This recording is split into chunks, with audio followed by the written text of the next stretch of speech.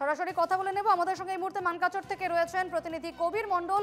কবির, এই মুহূর্তে কি ছবি এবং কি দাবি রয়েছে কর্মচারীদের? দেখো, গত 11 নভেম্বর থেকে কিন্তু এই পঞ্চায়েত এবং গ্রাম উন্নয়ন বিভাগের যে সব কর্মচারী রয়েছেন, ঠিকাভিত্তিক কর্মচারী, তাদের এই অবস্থান কার্যসূচি চলছে। বিশেষ করে আমরা দেখতে পেরেছি 2 দিন তারা খণ্ড উন্নয়ন বিষয়া অর্থাৎ ব্লক অফিসে তারা প্রতিবাদ করেছে, অবস্থান করেছিল। আর আজকে গতকালকে থেকে শুরু হয়েছে জেলা পরিষদের যে অফিস, সেই অফিসের সামনে বর্তমান এইভাবে ধর্ণা কার্যসূচি তারা হাতে নিয়েছে। বিশেষ করে যেসব কর্মচারীরা ঠিকাভিত্তিক, তারা কিন্তু এইভাবে দেখা যাচ্ছে গত 9 দিন থেকে এইভাবে প্রতিবাদ, তাদের বিভিন্ন দাবি রয়েছে, সেই দাবিগুলো পূরণ করার জন্য এইভাবে তারা অবস্থান ধর্মঘট কার্যসূচি তারা গ্রহণ করেছে। আর 9 দিন ধরে চলছে এই প্রতিবাদ। আমরা সরাসরি কথা বলার চেষ্টা করব। এই যেটা দেখা যাচ্ছে গত 9 দিন থেকে বিভিন্ন দাবি নিয়ে আপনি প্রতিবাদ করছেন, কি বলবেন? হয়, আমি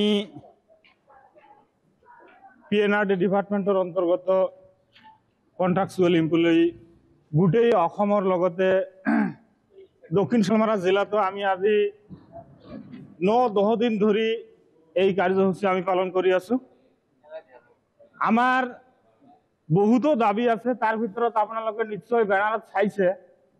এইবিলাক দাবী সম্পৰ্কে আমি চৰকাৰক বিভিন্ন সময়ত দৃষ্টিগোচৰ কৰি আহিছো, যদিও তেনেকুৱা আমি আশা অনুৰূপ ফল আমি পোৱা নাই। কাৰণে আজি আমি এইটো কাৰ্যসূচী কৰিবলৈ আমি বাধ্য হৈছো।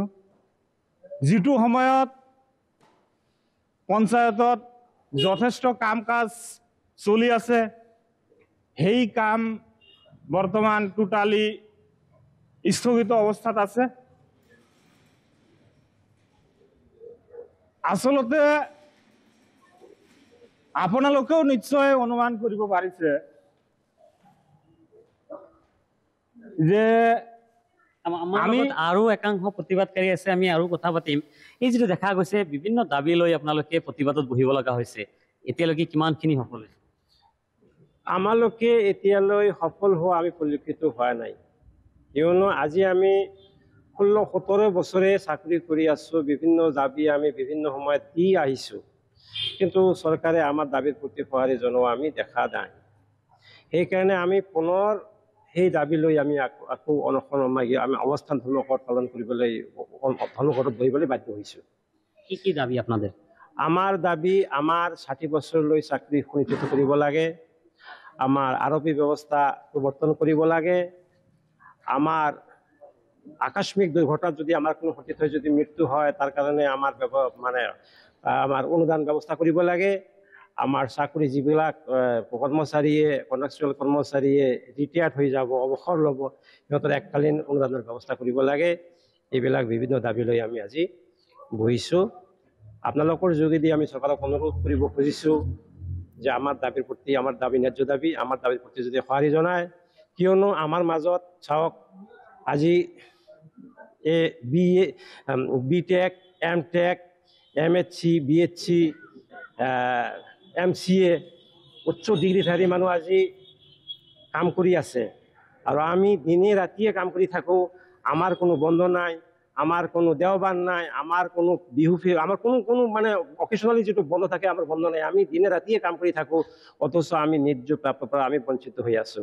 আজি যদি সাধাৰণ এজন কৰ্মচাৰী, সাধাৰণ এজন লেবাৰে যদি, সাধাৰণ এজন বনুৱাই যদি কাম কৰে, অন্তত দিনত 1000 টকা ইনকাম কৰে, সেই তুলনাত আমি ইমান উচ্চ শিক্ষিত হৈ যিবিলাক কাম কৰি আছো, আমাৰ ইমান নিম্নত দৰমহা আমি ক'বলৈ লাজ লাগে।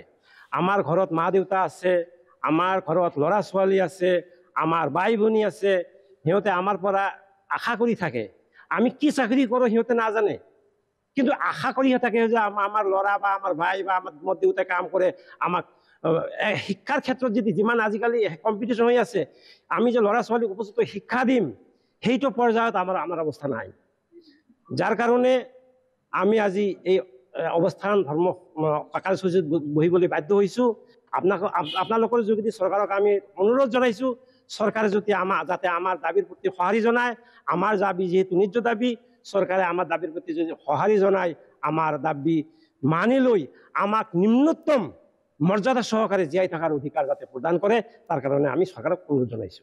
নিশ্চিতভাবে আর এইভাবেই কিন্তু দেখা যাচ্ছে রাজ্যের বিভিন্ন জেলা সহ মানকাচরে কিন্তু যথেষ্ট পরিমাণে যেসব বিশেষ করে পঞ্চায়েত এবং গ্রামোন্নয়ন বিভাগের ঠিকা ভিত্তিক যারা কর্মচারী রয়েছে সেই কর্মচারী তারা কিন্তু এইভাবে গত 9 দিন থেকে এইভাবে তারা প্রতিবাদ করতেছে, অথচ দেখা যাচ্ছে সরকারি পক্ষ থেকে এখন পর্যন্ত তাদের এই যে দাবিগুলো সেই দাবিগুলোর প্রতি কোনো ধরনের সহারে আসেনি, যার জন্য তারা এইভাবে অবস্থান ধর্মঘট কার্যসূচি অব্যাহত রেখেছে।